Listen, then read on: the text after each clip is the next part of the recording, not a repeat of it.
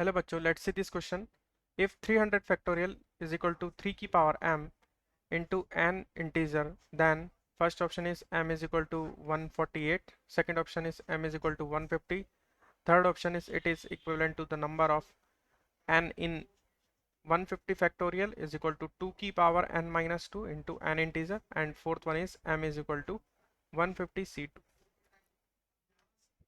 so यहाँ पर हमें 300 फैक्टोरियल में 3 का एक्सपोनेंट की वैल्यू निकालनी है, वही हमारा m होगा.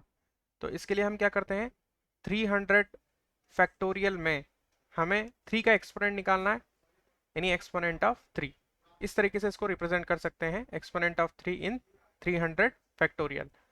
सो इसको कैसे निकालते हैं हम, ग्रेटेस्ट इंटीजर फंक्शन ऊपर लिखेंगे हमें, जिसका हमें एक्सपोनेंट निकालना है, जिस फैक्टोरियल का हमें एक्सपोनेंट निकालना है वो डिवाइड बाय नीचे किस कौन से किसका एक्सपोनेंट निकालना है, 3 का एक्सपोनेंट निकालना है. तो यहाँ पर 3 की पावर चलेगी, 3 की पावर 1, ठीक है.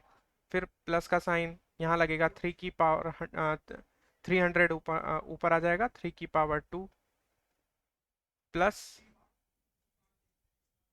300 अपॉन 3 की पावर 3, इसका greatest integer function, plus 300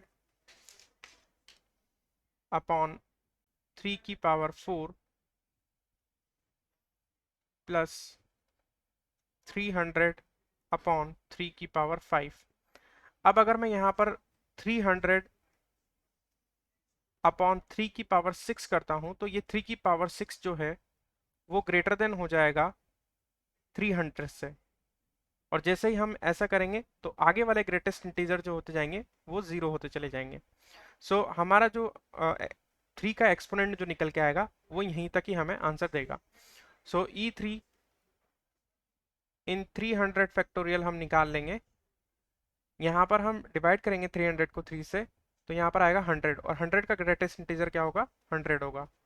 plus similarly 300 को हम 9 से डिवाइड करेंगे, तो ये 33 पॉइंट समथिंग आएगा, और इसका जो ग्रेटेस्ट इंटीजर होगा वो आ जाएगा 33. सिमिलरली यहाँ पर इसी तरीके से आ जाएगा 11. यहाँ पर हम 3 की पावर 4 से जब 300 को डिवाइड करेंगे तो 3 पॉइंट समथिंग आएगा, जिसका ग्रेटेस्ट इंटीजर 3 हो जाएगा. सिमिलरली 3 की पावर 100 डिवाइड बाय 3 की पावर 5, 3 की पावर 5 हम 3 की पावर 5 हम निकालेंगे, तो उसको 300 से डिवाइड करेंगे तो 1 पॉइंट समथिंग आएगा, जो कि आंसर देगा हमें 1. सो अब हम इसे काउंट कर लेंगे, तो यहाँ पर है E3 in 300 factorial is equal to, इसे हम काउंट कर लेंगे, जो कि होता है 148. तो इसका मतलब है कि 300 फैक्टोरियल में 3 का जो एक्सपोनेंट आया हमारे पास वो आया 148. सो यहाँ पर हम कह सकते हैं कि ये जो E3 300 है ये किसके इक्वल होगा, m के इक्वल होगा. मींस ये जो है m वो होगा हमारा 148. सो पहला आंसर तो हमारे पास आ गया, m इज इक्वल टू 148. तो ऑप्शन बी इज तो इनकरेक्ट हो गया, क्योंकि m इज इक्वल टू यहाँ पर है 150.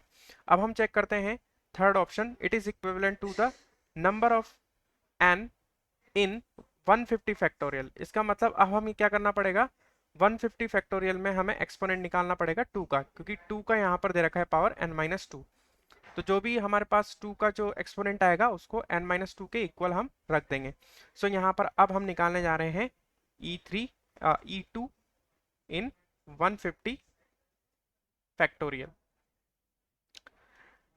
तो सिमिलर वे में जैसे हमने E3 इन 300 निकाला, उसी तरीके से E2 निकालने के लिए हम क्या करेंगे, greatest integer function 150 divide by, यहाँ पर आ जाएगा 2 की पावर 1.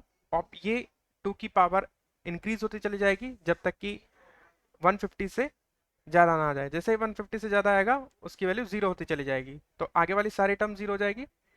सो यहाँ पर हम करेंगे 150 अपॉन 2 की पावर 2 प्लस 150 2 की पावर 3 प्लस 150 अपॉन 2 की पावर 4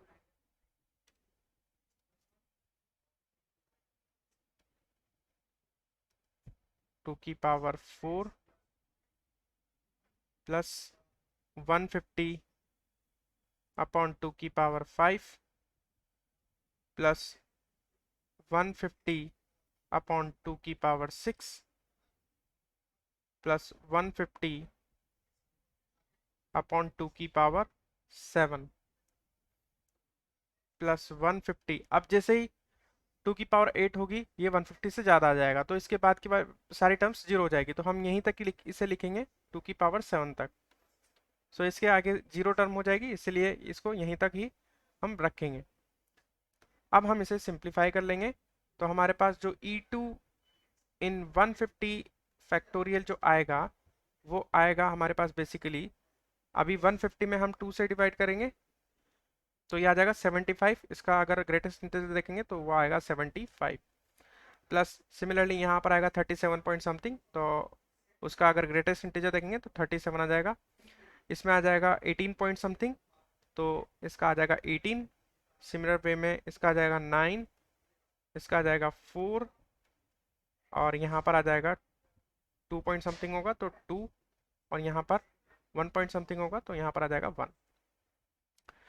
सो अब हमारे पास अगर देखेंगे तो E2 150 फैक्टोरियल, यानी 150 फैक्टोरियल में हमें 2 का हमें एक्सपोनेंट निकालना है, तो 2 का जो एक्सपोनेंट आएगा वो बेसिकली आप इन सभी को हम ऐड कर देंगे, तो जैसे ही हम ऐड करेंगे इनका एडिशन आएगा 146।